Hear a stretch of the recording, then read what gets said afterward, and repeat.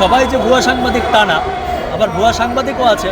একজন সাংবাদিক যে কিনা পুলিশের সন্তান, সে পুলিশের দ্বারে দ্বারে ঘুরে বিচার পায়নি।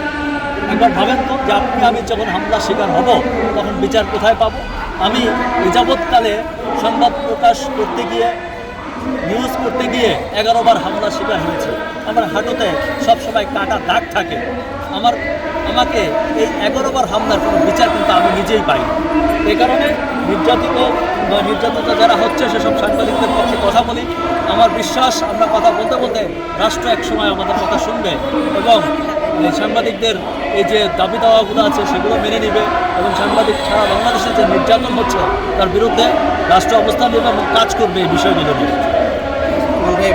সাংবাদিকদের মজুরি বোর্ড বলতে কিছু নেই, তাদের নির্ধারিত কোনো বেতনের স্কেল নেই, কিছুই নেই। এখন যারা ফিল্ডে সাংবাদিকতা করে তাদের কিন্তু সংসার চালানোর মতো রুজি আসে না, হাউসগুলো ঠিকমতো বেতন দেয় না। এটা নিয়ে আসলে আমরা এখন কী করতে পারি?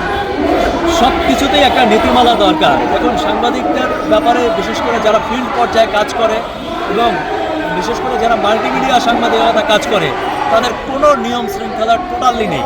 আমার মনে হয় যে রাষ্ট্রের পক্ষ থেকে এদের একটা নিয়ম করে দেওয়া উচিত। দেখবেন এই বিভিন্ন সাংবাদিকদের, বিশেষ করে মাল্টিমিডিয়া সাংবাদিকদের হাতের পাশে যে পায় সেই। এখন সবাই যে ভুয়া সাংবাদিক তা না, আবার ভুয়া সাংবাদিকও আছে। ভুয়া সাংবাদিক কখনো ভুয়া হয় না, তবে কিছু ভুয়া মানুষ সাংবাদিক সাজে। তো এরকমও মার খাচ্ছে, যার ফলে টোটাল একটা ভীতিকেস্তির অবস্থা শুরু হয়ে গেছে, একটা বাজে সিচুয়েশন। এই সিচুয়েশন থেকে সরকার রক্ষা করতে পারে। সরকার যদি একটা সুনির্দিষ্ট নীতিমালা করে, যেন সরকার সিদ্ধান্ত নিয়েছে যে পড়াশোনার বিষয়টি দেখবে, একটা নীতিমালা করবে। আমার মনে হয় সেই নীতিমালা যদি করে এবং সারা বাংলাদেশের সাংবাদিক যারা আছে, রিয়েল সাংবাদিক যারা আছে, তাদের যদি একটা তালিকা করা হয় এবং তাদের যদি একটা রেজিস্ট্রেশন নাম্বার, একটা কোড নাম্বার দিয়ে দেওয়া হয়, তাহলে এই সমস্যা অনেকটা কমে আসবে বলে আমার বিশ্বাস আছে। আর বেতন সংক্রান্ত কোনো নীতিমালা নাই। বিভিন্ন প্রতিষ্ঠান এ ব্যাপারে কোনো নিয়ম নীতি তোয়াক্কা করে না বা মানে না, যাকে যখন খুশি ঘাড় ধাক্কা দিয়ে বের করে দেয়।